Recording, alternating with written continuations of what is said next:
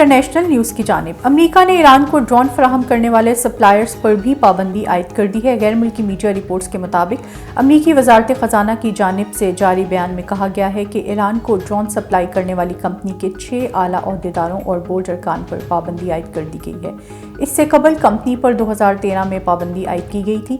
अमेरिकी पाबंदी का शिकार अफराद के असासे मुंजमद कर दिए गए हैं और वो किसी भी बैंक या आलमी इदारे से माली लेन देन भी नहीं कर सकेंगे। इसराइल की नई हुकूमत ने फ़लस्तीनी अथॉरिटी की कुछ आमदनी रोकने की धमकी दे दी है। गैर मुल्की मीडिया रिपोर्ट्स के मुताबिक हाल ही में हल्फ उठाने वाली इसराइली काबीना के सिक्योरिटी इजलास में फैसला किया गया कि फ़लस्तीनी अथॉरिटी ने इसराइली कब्जे के मामले पर अक़वाम मुत्तहिदा से नताइज मांगे तो कुछ आमदनी रोक दी जाएगी। गुज़िश्ता हफ्ते फ़लस्तीनी अथॉरिटी ने जनरल असम्बली से दरख्वास्त की थी कि वो आलमी अदालत इंसाफ से कहे कि फ़लस्तीनी इलाकों पर इसराइल के कब्जे के नताइज पर गौर करे।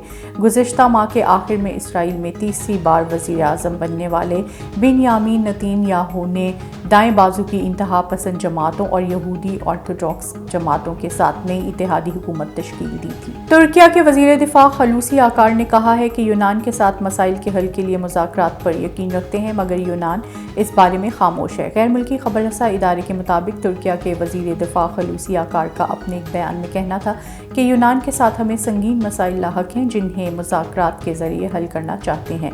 अलबत्ता यूनान ने इस बारे में खामोशी इख्तियार कर रखी है। उन्होंने कहा कि यूनानी हुकाम की जानिब से चंद रोज़ कबल हमारे माहीगीरों को खुले समंदर में परेशान किया गया है और वो हमारे खिलाफ इश्ताल अंगेज़ हरकत करते रहते हैं।